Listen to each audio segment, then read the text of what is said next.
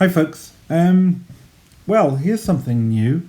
The new maker that I've never had any knives from before, but I know a bit about him. I've heard about him for a while and I thought I would try him out, so I ordered a couple of his knives. Now, as any of you watch this channel will know, and I don't know how many, I keep repeating this and I feel like somebody's one day is going to say enough of the Sheffield knives. Absolute top favourite knife. My favourite knife of all the knives I own are my Sheffield Barlows, and I've got two of these by Lee White from Taylor's Eyewitness. This one's Mother of Pearl. I've got another one in Ramshorn that's away with Paddy at the minute. Now I love these knives, and these are, that one is, yeah, it's a £200 knife. It's really expensive, really nice knife. I've got some cheaper ones. I've got some of these Arthur Wright ones, which I like. They've got character.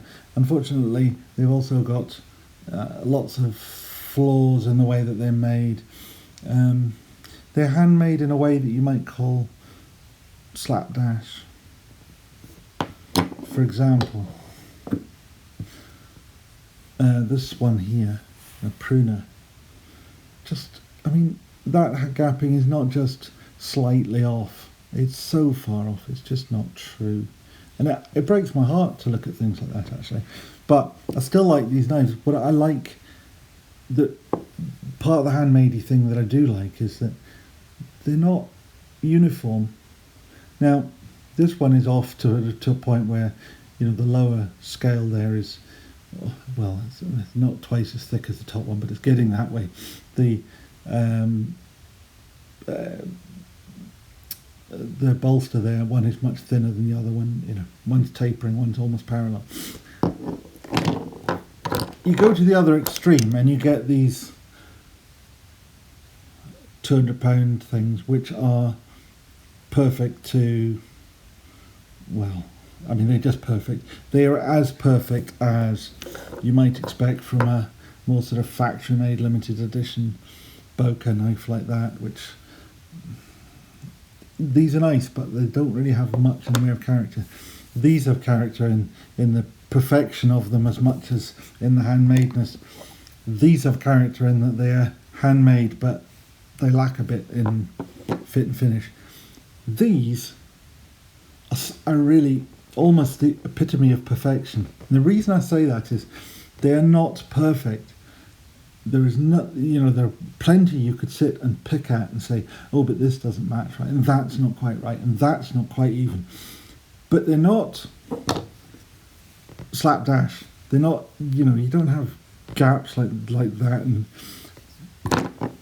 these are obviously made by hand. Now, they're not made with as much care and attention has been lavished on this. But this costs 200 quid. This costs 65. So, you know, you forgive a little bit of the finesse, but also I don't carry this. I only carry this knife if I'm going to a wedding or a funeral or something like that, and then it's my man jewellery. This, I got it a week ago, and it's been the knife that's been in my pocket for all this week, and next week it's going to be this one that's going to be in my pocket for all the week, because I don't fear dropping them and putting a wee scratch or a bash on them, because they are not perfect. Now, I don't say that as a criticism. They're not perfect in that they are extremely good, but I don't really know how to put it that will make sense to anybody. But these feel like Michael May made these so I could use them, not so that I could treat them as a piece of jewellery. They are solid, functional, chunky. I mean, even, I've always said my Sheffield Barlows are quite, my Taylor's Eyewitness Barlows are quite big.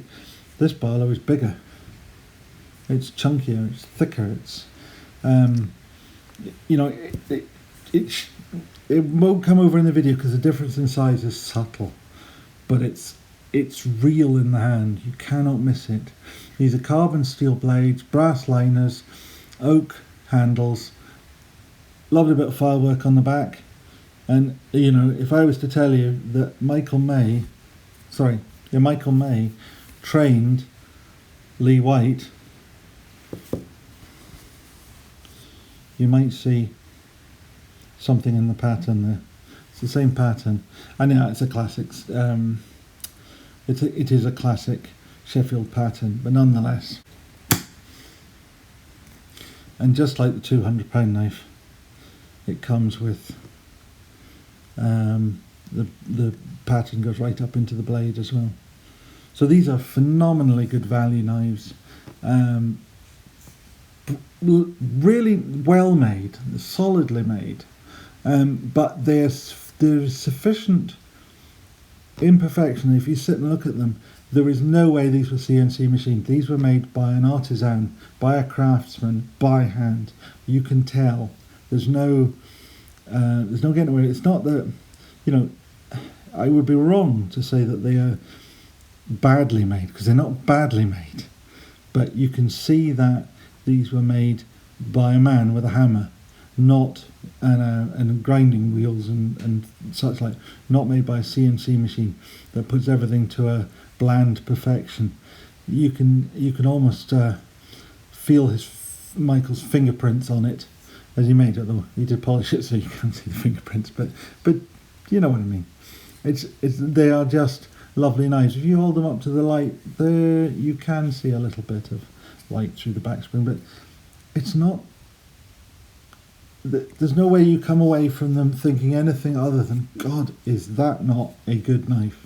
Incidentally, it's got the coat of arms of the Cutlers of Hallamshire, which is the old name for the area of Yorkshire, of Sheffield. Sheffield was in Hallamshire, but those old counties have gone. It's now just part of Yorkshire. You've got Michael May, Sheffield in there. You can read that quite clearly. There's nothing. What you can't read is it also says England just below there. You can just about make it out. I don't know why that is. I mean, this pattern has a small ricasso, so there isn't really room to put the full stamp in. If there's one actual criticism I would levy at Michael, and that's to say that you really ought to make sure that your stamp can fit on your ricasso, even if that means you change the style of your ricasso. Nothing irritates me more than to see an illegible name stamp, because it shows you don't care. And if you don't care about your own name, you know, what else don't you care about? Now, these are nicely stamped. They're deep, clear, easy to read, but the fact that you have to kind of have fold the knife to see that it's England, I just it's a minor criticism. It's not I'm not having a dig, but if there's one thing I would say, I would try and work out a way to improve that. Now this is it's Lambsfoot blade. Really, it's getting slightly narrower towards the end. It's got a nice little sort of swedge on the back of it, which is quite nice, because you quite often with a knife of this type you'll end up with a very plain, simple, unremarkable blade. But we've got a good deep nail nick. It's well towards the bottom, which means that although this has a good solid, and no half stop. I don't like half stops, so I'm actually quite pleased that there's no half stop. You've got, you know, fine, good action on it. It also opens with a good click. It's perfectly solid. You feel absolute confidence in a knife like this. You know, it takes. Well, and actually, I was going to say it took all my effort just to get it to fold a little bit, and then all it did was click back into place. You can fold it. I mean, don't get me wrong. And because there's no half stop, it doesn't fire into your finger, which is quite nice. I'm not one of these people that has the dexterity to close knives one-handed very easily. But anyway, perfectly good knife. I like that. I'm really fond of this knife. I've carried it for a week. And the only reason I'm prepared to give it up for next week is because I've got another one that I really want to try. And this is a very interesting knife. In fact, I'm just going to show you it quickly, because I want to carry it for a week, and then I'll give you a better solid look at it. This is black walnut wood and brass. This is considerably heavier. It's a little bit larger in the handle. I think this is what he calls his ergonomic work knife. Now, I don't know that the ergonomic part of it will come over on the video, but this actually fits really nicely in the hand, and you get a good solid something to get hold of. It's still a UK legal blade,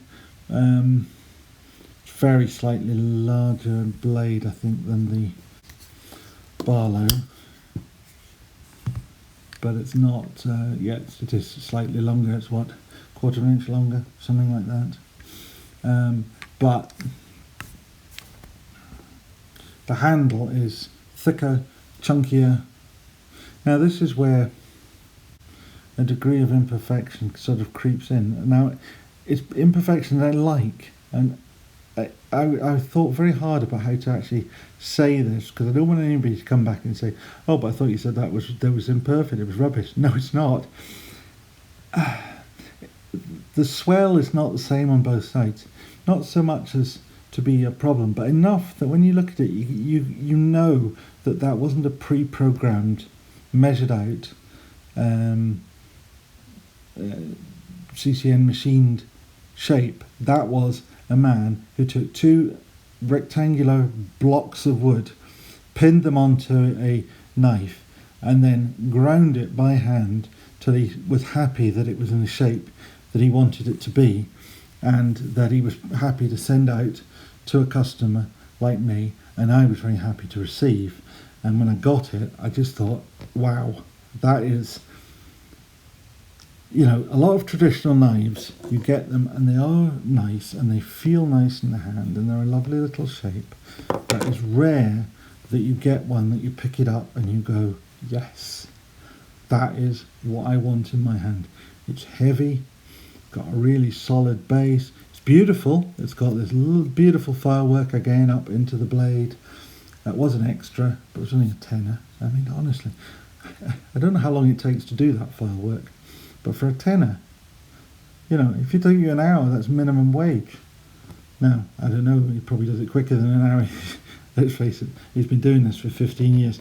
If he's not learned how to do it quickly and efficiently, you know, he never will.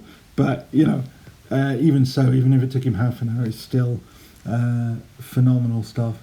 Lovely bits of brass, beautifully polished. You can either let that patina or you can keep it polished. I love polished things, so I will probably keep it polished forever. But this is really nice now. Now I'll do a proper video on this again once I've had it for a while. Plus, we will have some other comparisons to do with it, shall I say, in the next few weeks. But I'm really looking forward to this being my knife in my pocket, which will be as of now for the next week. But anyway, so I'll just say leave it there for now. But thank you to Michael May for making me two beautiful knives. I'm absolutely chuffed to bits with them. I'm really, really looking forward to carrying this one. This one has been a dream to carry for the last week. And we'll call it quits at that. Thank you very much. Oh, just before I go, if you do like this stuff, I always forget to say, but if you would like to tick the like box button and subscribe. As I looked just before I started filming this, I was about 393 subs. It'd be lovely to see us get past the 400 this week.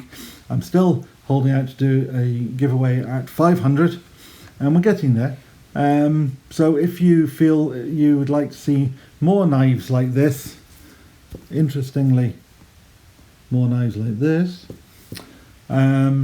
please feel free to like, subscribe, ring the bell, and you will get these as they come up. Thank you very much. Bye.